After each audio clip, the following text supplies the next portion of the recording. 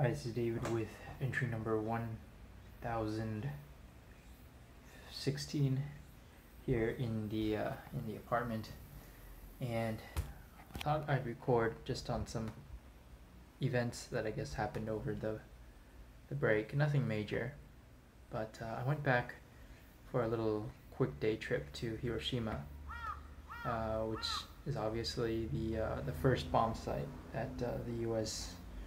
dropped one of two atomic bombs on Japan. And I've talked a little bit about Hiroshima before, but I gotta say that this is my fourth time there, and it's still a very strange experience walking around that city. I still haven't gone to the museum that's actually like dedicated to the atomic bombing, but I got very close this time to what's known as the Atomic Bomb Dome, or the A-Bomb Dome, which is, I think, pretty much like the only structure they left up.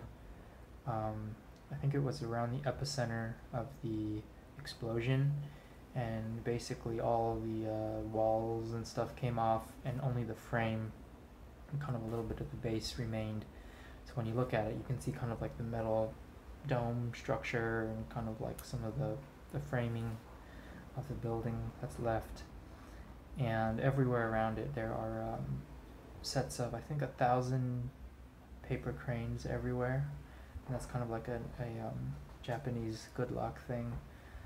There was a famous girl who got leukemia after the fallout, and she wanted to make 1,000 paper cranes before she died, but she didn't finish, and she ended up dying before that. But so like they use that now as a big symbol for like hope and health and wellness and stuff. So everywhere around there's these kind of wreaths of 1,000 paper crane, kind of looks kind of like a wreath that's not connected. So like just like a long shaggy thing, and it's really sad. And I was really kind of disturbed by looking at that Hiroshima atomic bomb dome, because it was just like very eerie. Like when you look at it, it's extremely eerie. It's totally like untouched, and it just kind of freaked me out too that something that had like atomic bomb radiation on it is still there, and you're allowed to like basically touch it, and it's pretty freaky. They also have a huge museum, which I haven't gotten to go to yet, which is dedicated to the atomic blast, and basically has some of the walls of the buildings they kind of recovered, and the walls have like people's shadow prints stuck on them, or basically like the carbon from the heat basically just carbonizes against the wall, and the whole body's gone, but like the carbon, like the base form of the human body, is left inside the wall.